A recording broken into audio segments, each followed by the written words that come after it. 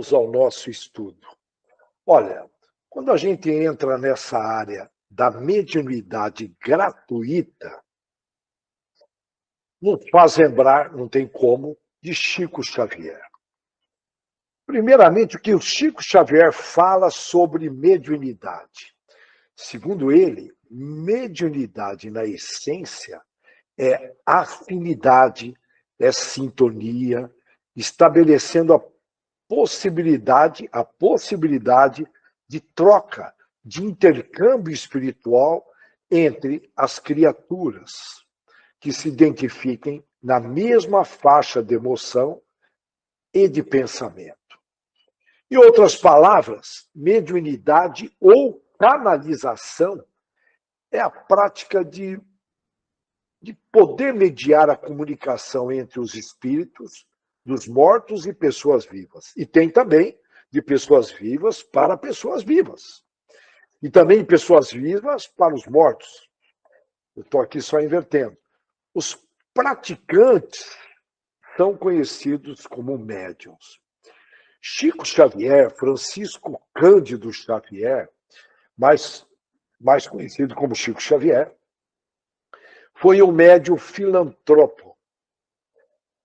Okay? Estamos lembrando aí do templo, exploração, nós vamos se aprofundar.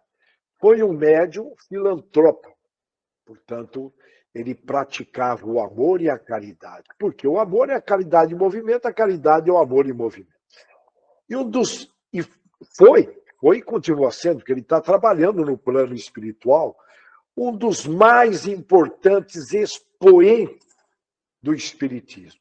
Chico Xavier escreveu, segundo informações mais recentes, mais de 500 livros, porque conforme está passando o tempo, vão descobrindo o material dele escondido, enfim, guardado em algum lugar. Mais de 500 livros, que até o ano 2010, é o dado que eu tenho, que eu encontrei na internet, já haviam vendido mais de 50 milhões de exemplares.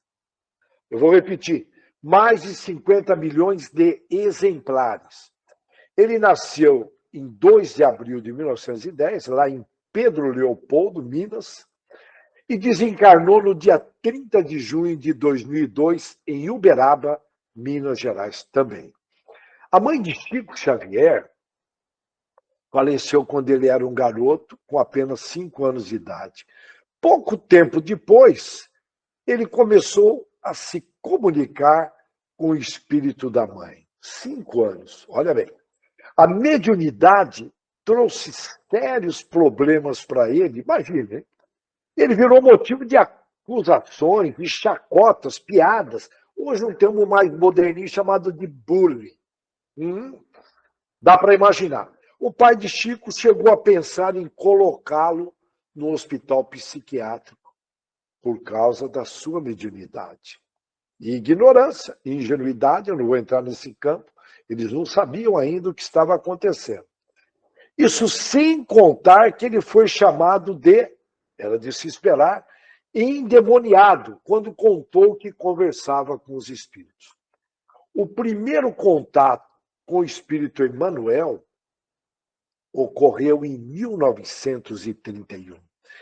Dá para imaginar, muito tempo, 1931, quando o Chico era apenas um jovem de 21 anos.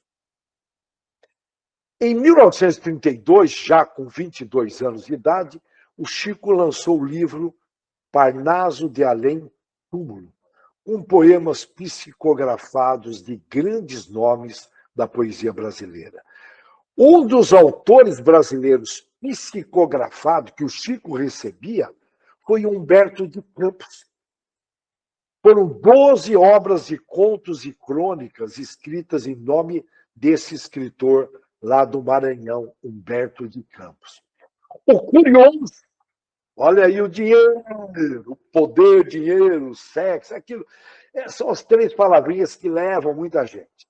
Olha que interessante. O curioso é que a família de Humberto de Campos entrou com um processo contra a Federação Espírita Brasileira, reivindicando direitos autorais das obras.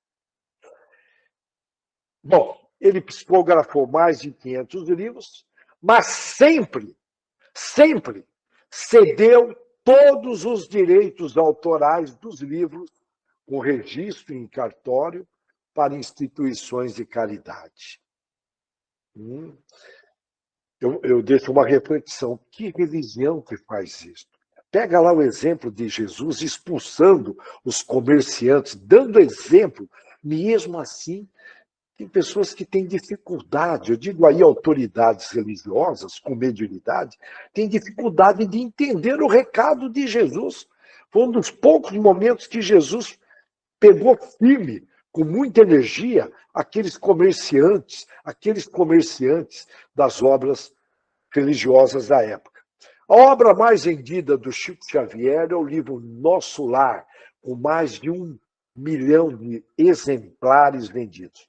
É um dos brasileiros mais traduzidos no exterior. Tem outros aí, mas não são religiosos. Seus livros foram publicados em mais de 50 idiomas, como inglês, francês, espanhol, alemão, árabe. Olha onde o espiritismo está indo, e até esperanto. Ele não visava e não teve qualquer retorno financeiro sobre todo esse trabalho. Olha que coisa linda. E um detalhe importante, nunca faltou nada, quando eu falo nada, o necessário para o Chico Xavier passar por essa reencarnação. Logicamente, ele tinha uma vida muito simples. Foi muito comum pegá-lo ali dormindo em cima de livros. Ele dormia muito pouco. Muitas vezes ele ficava em trabalhos de caridade até altas horas, muitas vezes no centro lá de Uberaba, dando atenção para o pessoal até as 2, 3 horas da manhã. Aí ele orava para os vizinhos de Pedro Leopoldo, cuidava dos animaizinhos, aí ele ia chegar a dormir 1, 2 horas por dia. Para escrever mais de 500 livros, meu Deus, muito trabalho. Não dá para a gente ter noção o que é isso. Foi um funcionário público que se aposentou. Portanto, ele tinha os recursos do trabalho cobrindo ali.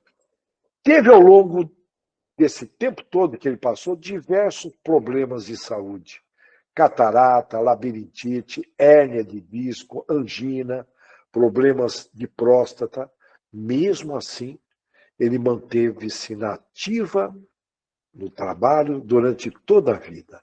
Uma entrevista para o programa Pinga Fogo, lá da extinta TV Tupi, que eu tive o prazer de assistir, em 1971, rendeu 75% de audiência para a emissora. O detalhe, isso foi um recorde. O detalhe é que esta entrevista começou a ser exibida, sabe em que horário? Às 11h30 da noite, só terminou 3 horas da madrugada. Com a maior audiência da TV brasileira até então.